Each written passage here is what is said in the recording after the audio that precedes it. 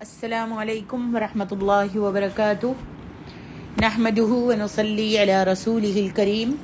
رب اشرح لی صدری ویسر لی امری واحلل عقدۃ من لسانی یفقهوا قولی رب زدنا علما علما یا رب فقہنا فی الدین یا رب فقہنا فی الکتاب والسنہ یا رب علمنا علمک وکتابک وسنت نبیک محمد صلی اللہ علیہ وسلم آمین یا رب العالمین۔ تفسیر سورۃ الاعراف آیت نمبر 88 سے 93 تک۔ اعوذ باللہ من الشیطان الرجیم۔ قال الملأ الذین استکبروا من قومه لنخرجنك يا شعيب والذين آمنوا معك من قريتنا أو لتعودن في ملتنا قال أولو كنا كارهين قد افترينا على الله كذبا إن عدنا في ملتكم بعد إذ نجانا الله منها وما يكون لنا أن نعود فيها إلا أن يشاء الله ربنا وسع ربنا كل شيء علما على الله توكلنا ربنا افتح بيننا وبين قومنا بالحق وأنت خير الفاتحين۔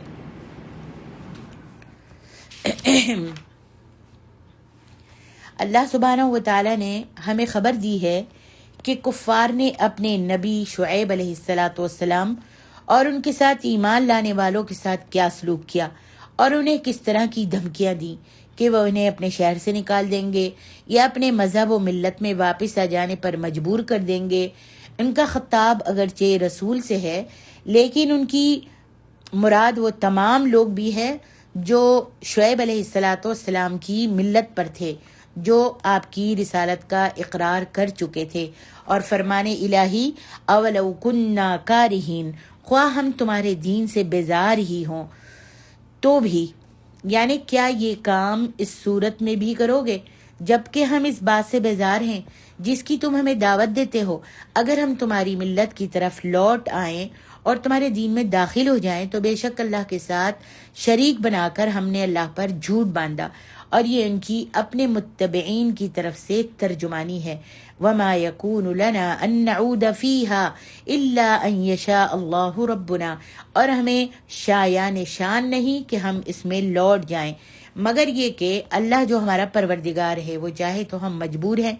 اگر اللہ چاہے تو ہم مجبور ہیں، لیکن ہم تمہارے دین کی طرف، تم چاہتے ہو تمہارے مذہب کی طرف، تمہاری ملت کی طرف لوٹ آئیں۔ حضرت شعیب علیہ السلام کی رسالت کا اقرار کرنے کے بعد یہ تو ہو ہی نہیں سکتا، یہ ہماری شان نہیں ہے کہ ہم لوٹ جائیں۔ ہاں اگر اللہ رب العالمین نے ہمارے چاہا تو ہم مجبور ہیں۔ حضرت شعیب علیہ السلام نے سارے معاملے کو اللہ تعالیٰ کی مشیت کی طرف، اللہ کی مرضی کی طرف لوٹا دیا، کیونکہ وہ ہر چیز کو جانتا ہے اور ہر چیز کا اپنے علم کے ساتھ اس اللہ سبحانہ و تعالیٰ نے احاطہ کیا ہوا ہے۔ فرمایا علی اللہ توکلنا، ہمارا اللہ ہی پر بھروسہ ہے، یعنی جو کام بھی ہم کرتے ہیں اور جو نہیں کرتے ان سب میں ہمارا اللہ تعالیٰ کی ذات پر بھروسہ ہے۔ ربنا افتح بیننا وبین قومنا بالحق، یعنی ہمارے اور ہماری قوم کے درمیان فیصلہ کر دے اور ہمیں ان پر فتح اور نصرت عطا فرما۔ وانت خیر الفاتحین، اور اللہ جی تو سب سے بہتر فیصلہ کرنے والا، عادل اور منصف ہے کہ جو کبھی بھی کسی پر ظلم نہیں کرتا۔ جب متکبر سرداروں کے انکار اور ہٹ دھرمی کے باوجود کچھ لوگ حضرت شعیب علیہ السلام پر ایمان لے آئے اور ایسے مومنوں کی ایک کمزور سی جمعیت سامنے آ گئی تو سرداروں کی آنکھوں میں یہ لوگ کھٹکنے لگے، لہذا انہیں یہ دھمکی دینے پر اتر آئے، گویا جس میدان میں عقلی طور پر مات کھا چکے تھے اب ڈنڈے کے زور سے اس مسئلے کو حل کرنے کے درپے ہو گئے، اور یہی جہالت کی سب سے بڑی دلیل ہوتی ہے۔ انہوں نے کہا شعیب بس دو ہی باتیں ہیں جن میں سے ایک تمہیں بہرحال قبول کرنا پڑے گی، یا تو اس نئے دین کی تبلیغ سے باز آ جاؤ اور وہی پرانا دین اختیار کر لو، یا پھر لنخرجنک یا شعیب، یا پھر ہم تمہیں اور تمہارے ساتھیوں کو اس آبادی سے نکال دیں گے۔ تمہارے توحید پر قائم رہتے ہوئے یہاں سے رہنے کی کوئی صورت نہیں ہے۔ تم توحید پر قائم رہو گے اور شعیب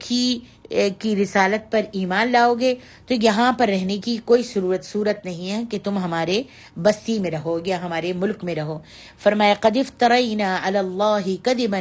ان عدنا فی ملتکم بعد اذ نجانا اللہ منها وما یکون لنا ان نعود فیها الا ان یشاء اللہ ربنا۔ شعیب علیہ السلام نے جواب میں کہا تمہاری یہ دونوں باتیں ہمیں نامنظور ہیں، ہمیں منظور نہیں ہے تمہاری یہ دونوں باتیں، وہ اس لیے کہ اگر ہم دوبارہ تمہارا دین اختیار کر لیں تو اس کا مطلب یہ ہوا کہ میں اور میرے ساتھی آج تک جھوٹی بولتے رہے اور اللہ کے ذمے جھوٹی لگاتے رہے۔ پھر جس کام پر اللہ نے مجھے مامور فرمایا ہے، مجھے جو کام دے کر اللہ تعالیٰ نے بھیجا ہے، اگر میں ہی یا میرے ساتھی ہی اس کی خلاف ورزی کرنے لگیں تو ہم سے بڑھ کر بے انصاف کون ہوگا؟ اور انشاءاللہ ہمارا عزم یہی ہے، ہمارا فیصلہ یہی ہے کہ ہم اپنے دین پر نہایت عزم کے ساتھ ثابت قدم رہیں گے، اور اللہ تبارک و تعالیٰ کی توفیق ہمارے شامل حال رہی تو ہم کبھی بھی تمہارے دین میں جانا پسند نہیں کریں گے۔ رہی دوسری بات کہ تم لوگ ہمیں یہاں سے نکال کر باہر کر دو گے تو ہمیں یہ بات بھی پسند نہیں۔ ہاں اگر تم ہمیں مجبور کر کے زبردستی یہاں سے نکالنا چاہتے ہو تو کر کے دیکھ لو، مگر ہوگا وہی جو کچھ اللہ سبحانہ و تعالی ہمارا پروردگار چاہے گا، جو اللہ کو منظور ہوگا۔ ہم اسی پر بھروسہ کرتے ہیں اور ہمارا سارا معاملہ جو ہے اللہ ہی کے سپرد ہے۔ فرمایا ربنا افتح بیننا وبین قومنا بالحق وانت خیر الفاتحین۔ جب حق و باطل کی محاذ آرائی اس حد تک پہنچ گئی کہ ضد کرنے والے سرکش سردار جو تھے حضرت شعیب اور ان کے ساتھیوں کو ملک بدر کرنے پر، ملک سے نکالنے پر آمادہ ہو گئے، اس وقت حضرت شعیب علیہ السلام نے اللہ تعالیٰ سے دعا کی کہ یا اللہ اب تو وہ وقت آ گیا ہے کہ ان ظالموں کو مزید نصیحت کے فائدے کا کچھ امکان باقی نہیں ہے۔ میں جتنی نصیحت کر سکتا تھا میں نے نصیحت کر لی، اب وہ وقت آ گیا ہے کہ یہ میری نصیحت پر بالکل بھی ایمان نہیں لا رہے، اور وہ وقت آ گیا ہے، لہٰذا اب ان کے اور ہمارے درمیان تو خود ہی فیصلہ فرما دے کہ اب آئندہ کے لیے ہمارا لائحہ عمل کیا ہونا چاہیے، آگے ہمارا راستہ، ہمارا طریقہ کیا ہونا چاہیے اور ہم کو کیا کرنا چاہیے۔ فرمایا وقال الملأ الذين كفروا من قومه لئن اتبعتم شعيبا انكم اذا لخاسرون فاخذتهم الرجفة فاصبحوا في دارهم جاثمين الذين كذبوا شعيبا كأن لم يغنوا فيها الذين كذبوا شعيبا كانوا هم الخاسرين۔ اللہ اکبر۔ سرداروں کے اس قول کے مخاطب وہ لوگ بھی ہو سکتے ہیں، قال الملأ الذين كفروا من قومه لئن اتبعتم شعيبا، اور اس کی قوم میں سے وہ سردار جنہوں نے کفر کیا تھا کہنے لگے کہ تم نے شعیب کی پیروی کی ہے تو بے شک تم ضرور خسارہ پانے والے ہوگے۔ پھر انہیں زلزلے نے آ پکڑا، چنانچہ وہ اپنے گھروں میں اوندھے پڑے رہ گئے۔ جن لوگوں نے شعیب کو جھٹلایا وہ یوں ہو گئے جیسے ان گھروں میں کبھی بسے ہی نہیں تھے۔ جن لوگوں نے شعیب کو جھٹلایا وہی خسارہ پانے والے بنے۔ سرداروں کے اس قول کے مخاطب وہ لوگ بھی ہو سکتے ہیں جو شعیب پر ایمان لائے تھے۔ اس صورت میں اس کا معنی یہ ہوں گے کہ اگر تم نے شعیب کا ساتھ نہ چھوڑا، اگر تم نے شعیب کا ساتھ نہ چھوڑا تو ہم تمہارا ناک میں دم کر دیں گے، جینا تم پر حرام کر دیں گے، لہذا اس کا ساتھ دینے سے باز آ جاؤ۔ اور وہ لوگ بھی ہو سکتے ہیں جو ان منکرین کے اپنے گروہ سے تعلق رکھتے تھے۔ اس صورت میں اس کا مطلب یہ ہوگا کہ اگر تم نے کاروبار میں سچ بولنے اور درست ناپ تول رکھنے کا طریقہ اختیار کر لیا جیسا کہ یہ شعیب کہتا ہے تو تمہیں تمہارے کاروبار اور تجارتی لین دین میں کبھی فائدہ نہیں ہوگا اور ہمیشہ نقصان ہی اٹھاؤ گے، اور بالآخر سارا کاروباری تمہارا ٹھپ ہو کر رہ جائے گا۔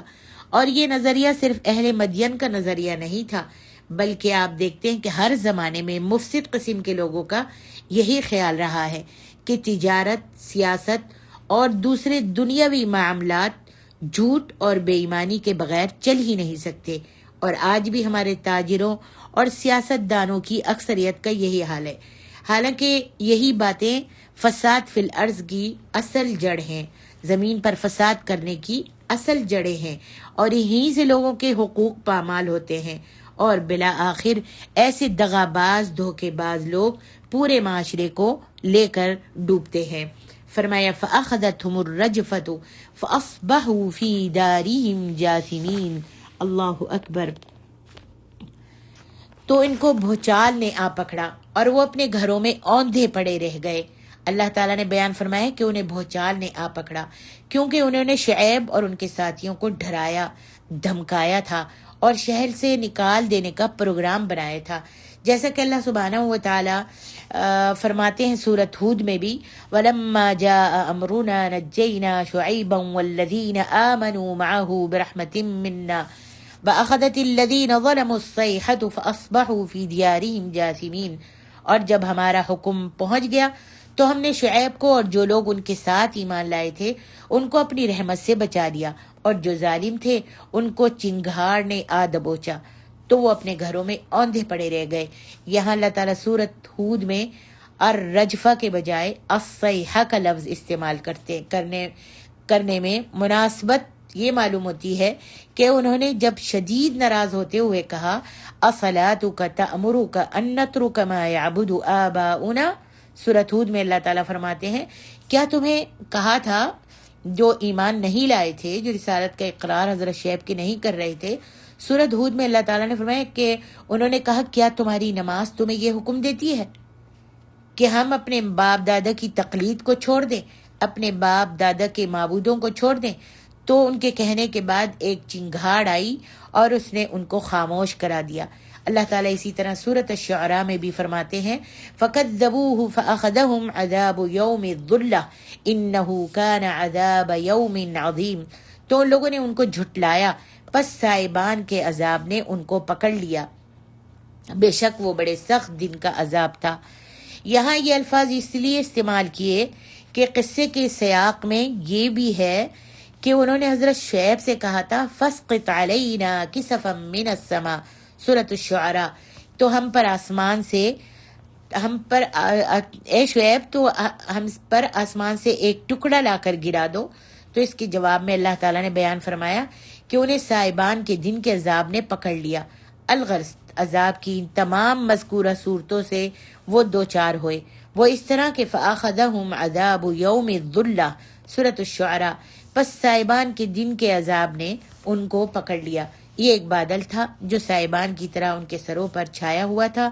اس میں زبردست آگ اور اس کے خوفناک شرارے اور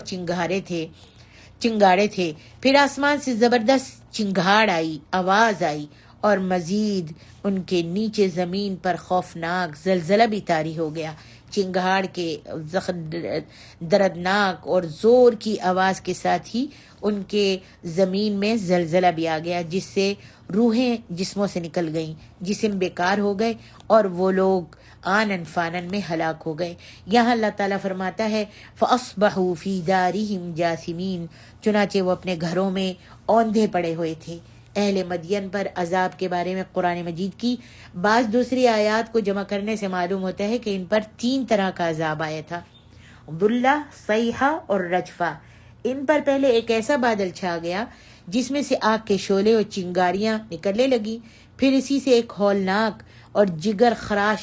زوردار قسم کی آواز پیدا ہوئی، اور اسی دوران نیچے سے زلزلے نے ان کو لے لیا، زلزلہ بھی آ گیا۔ اس طرح یہ لوگ اپنے اپنے گھروں میں موت کی آغوش میں چلے گئے، اس حال میں کہ انہوں نے اوندھے پڑھ کر اپنے سینوں کو زمین سے چمٹا رکھا تھا تاکہ انہیں اس عذاب سے کم تکلیف محسوس ہو۔ رہے شعیب علیہ السلام اور ان کے ساتھی، تو انہیں اللہ تعالیٰ نے پہلے ہی اس بستی سے نکل جانے کا حکم دے دیا تھا۔ فرمایا الذین کذبوا شعیبا کأن لم یغنوا فیہا الذین کذبوا شعیبا کانوا هم الخاسرین۔ اس عذاب کے بعد ان کی بستیاں یوں سنسان اور ویران ہو گئیں جیسے وہاں کبھی کوئی لوگ آباد ہی نہیں ہوئے تھے۔ اللہ اکبر۔ یہی وہ لوگ تھے جنہوں نے شعیب کو دھمکیاں دی تھی کہ ہم تمہیں اور تمہارے ساتھیوں کو اس ملک سے نکال دیں گے، جنگ ملک بدر کر دیں گے، یا پھر تمہیں ہمارا ہی مذہب اختیار کرنا پڑے گا۔ یہ تھا اللہ کے پیغمبر اور اس کی آیات کو جھٹلانے کا انجام، کہ دھمکی دینے والے خود ہی نیست و نابود کر دیے گئے۔ اللہ اکبر، اللہ اکبر۔ فرمایا فتولى عنهم وقال يا قوم لقد ابلغتكم رسالات ربي ونصحت لكم فكيف آسى على قوم كافرين۔ یعنی افسوس اس پر آتا ہے، افسوس اس پر آتا ہے کہ جو بیچارہ بھول چوک میں یا نادانستگی میں مارا جائے، انجانے میں مارا جائے۔ افسوس تو اس پر ہوتا ہے جو بھول چوک میں مارا جائے، یا پھر نادانگی میں مارا جائے، اس کو پتہ ہی نہ ہو، اور جو انجام سمجھانے کے باوجود آگے سے اکڑتا چلا جائے، اس کو انجام بھی بتا دیا گیا، نصیحت فصیحت بھی کر دی گئی، لیکن پھر بھی وہ نہیں سمجھا اور انجام سمجھانے کے باوجود آگے سے اکڑتا چلا گیا، اور اسے اپنی خیر خواہی کی بات سننا بھی گوارا نہیں ہوئی۔ اس پر افسوس آ بھی کیسے سکتا ہے؟ کیسے اس کے اوپر افسوس کیا جا سکتا ہے؟ اس نے تو جان بوجھ کر اپنے آپ کو ہلاکت میں ڈالا تھا۔ اللہ اکبر۔ اس سورت کی آیت نمبر